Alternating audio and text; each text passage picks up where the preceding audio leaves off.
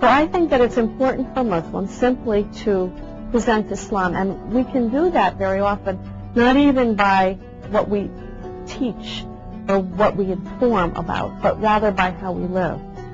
And I'd like to also say that even among Muslims, intra-Muslims have been, for me, very impressive models of Islam. And why? Because of the way that they live and the way that they practice Islam.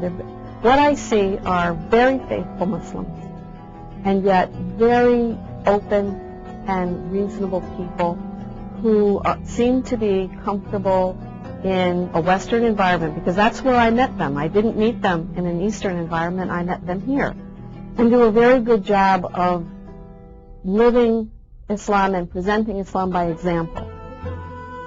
These people observe every behavior of their friends closely and admire the beauty of the sincere picture portrayed.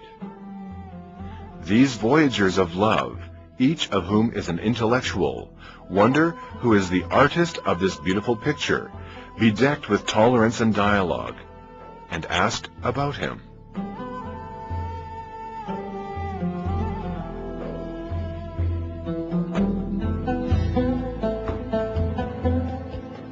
Personally, I came into contact with the Gulen movement around 7 years ago, and it was by sheer accident. I was in the city of Zamboanga in the Philippines, in Mindanao, in the south. I had been invited by the Catholic University. It's called Atelier de Zamboanga. It's a distinguished Ivy League Catholic university in the south, for 3 days to give a number of talks. And I was told by the administrator of the school that there was a Turkish Muslim school in town, and he took me there. And that's when I came in contact with the Gulen community firsthand. I had heard about them before, but I had never come in contact with them. And I met lots of young teachers, men and women. There were like 25 teaching science and math and all of that. He and people in the movement following him are very interested in education. And I think that that's another brilliant and very valuable way to spread the Islamic message without being so, as we say in English, in your face about it. You establish schools for anybody. Education is a good thing. As an educator, of course, I'm very partial. I've spent my whole life as an educator. So to me, that's a brilliant idea, that Muslims dedicated to Islam and the Islamic life are doing good work by establishing schools in places where they're needed, giving people an opportunity that they wouldn't have had. That's activism to me, and I very much personally value Gulen's activism. I think history is going to see Mr. Gulen as being one of the great thinkers and the great humanists of all time. His response after 9/11, as far as I could see, was the most courageous and impassioned response of anybody, East or West, Muslim or non-Muslim. I heard the depth of his cry, which I know was from his sickbed, saying that Islam is a religion of peace, and anybody who doesn't understand that is actually defiling Islam. I do think that he is a very significant thinker and scholar in the Islamic tradition. There are not many traditional Islamic scholars in Turkey or the Muslim world like him. But above all, I think that his imagining, his own imagining, not imagination. Of course, there's a connection between imagination and imagining. His imagining is universal, just like the Islamic imagining. And this has been for a long time. The fact that he had inspired the building of schools in Turkey, in Central Asia, in South Asia, in Southeast Asia, and the USA nowadays, testifies to his global reach of mind and understanding. And this, of course, this is one major vehicle of dialogue and mutuality and openness between a Muslim country such as Turkey and the rest of the world. We can't stay just believing. We have to do things in the world. We have establish businesses that are done in the Islamic way. That's what we need to do in this world now.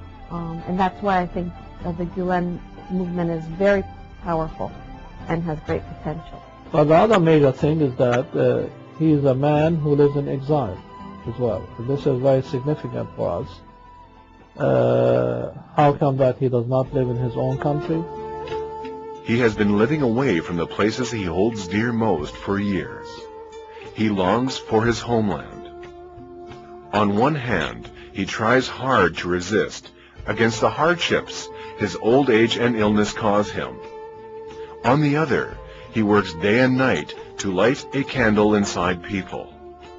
In the light of this candle, sometimes joys are shared and multiplied, and sometimes hearts join in the face of trouble.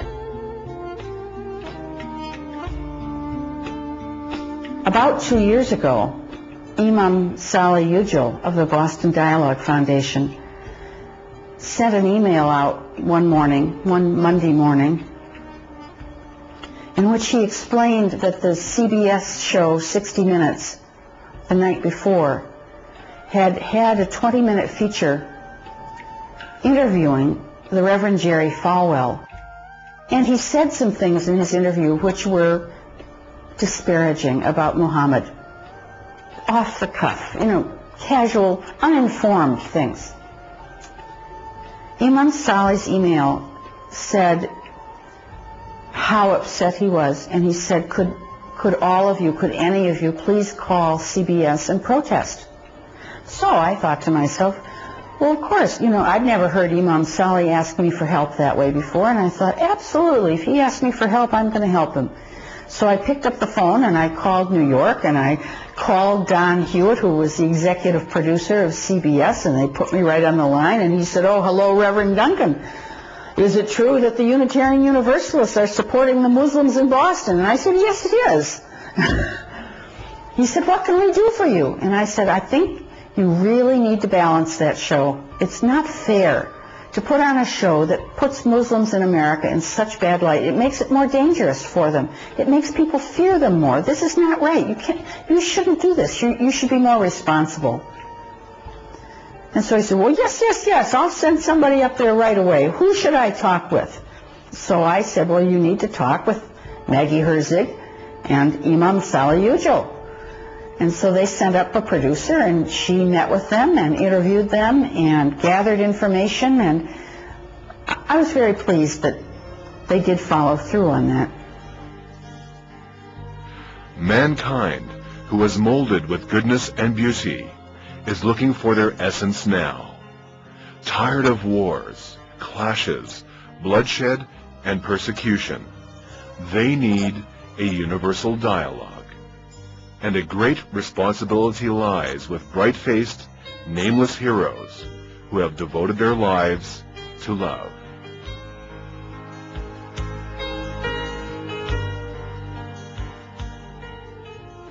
They hit the roads with a vision of nurturing a place of love in hearts, making people hear a song they have never heard before, and evoking a compassion in them towards our own values. They displayed the true smiling face of Islam and presented it to the world with their own beauty. Those who look at their activities without prejudice and grudge will see that tens of thousands of people from all around the world learned about Turkey and the warmth of the people of Anatolia, and developed a liking for Islam thanks to these devoted souls. Once you get to know these altruistic people, whom I call devotees of today, and analyze the good things they have done, it is impossible not to love and appreciate them. Fethullah Gulen.